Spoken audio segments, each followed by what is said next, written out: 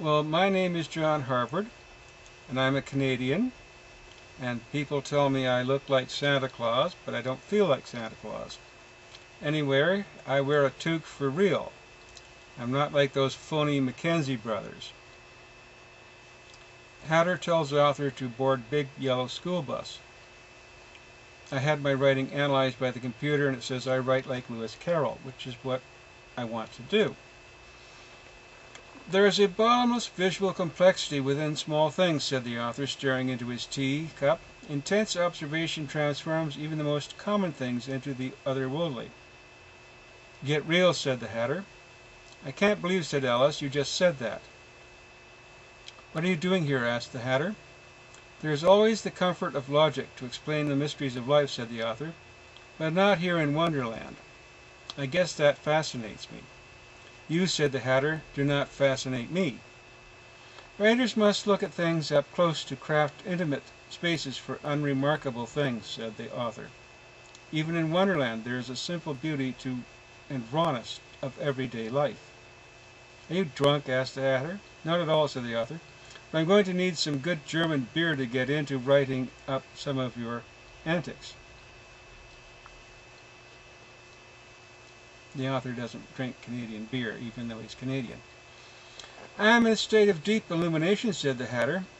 I have finally balanced sensibilities. Who told you this? Said Alice. My psychiatrist, said the Hatter. I don't believe him, said Alice. Alice, you love my faults as much as my virtues, said the Hatter. I put up with a lot, said Alice, from everybody. No, said the Weasel to the Hatter. You're off your medication. Don't play mind games with me, said the Hatter. I will win. I always do. I'm thinking the strongest thoughts I've ever thought, said the author. Hatter's had his whole existence derailed. He's acting it out, said the Dormouse, and the rest of us. I'm no actor, said the Hatter. Unlike the rest of you, I am for real. I can't believe you said that, said Alice. Hatter is an old hand at staying alive, said the author. It's just that he's not a good example of how to do it.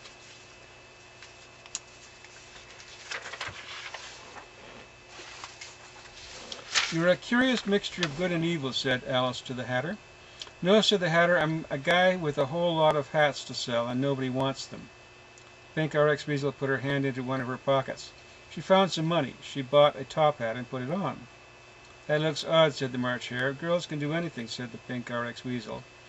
That they can, said the Johns Hopkins doctor. That they can. Just don't go nuts, said the March Hare, like the Hatter. Most people, said the Johns Hopkins doctor, participate in orderly folly. Perhaps the Hatter is living his folly in a counter-orderly way.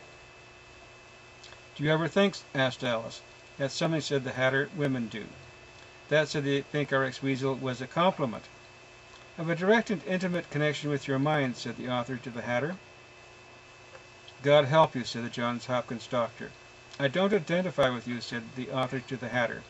Yes, you do, said the Hatter, when I'm having fun. An artist, said the author, is always trying to escape. You won't, said the Hatter, you won't. Have you ever time-traveled? Asked the Pink RX Weasel. Yes, said the Johns Hopkins doctor. It's just another way of fulfilling your destiny.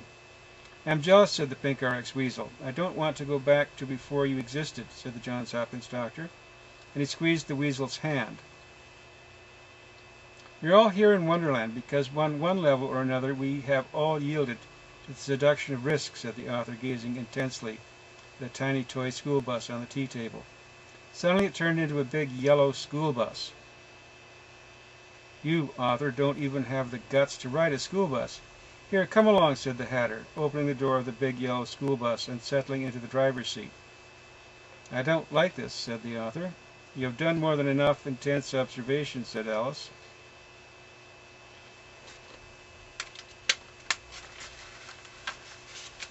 Pink RX Weasel.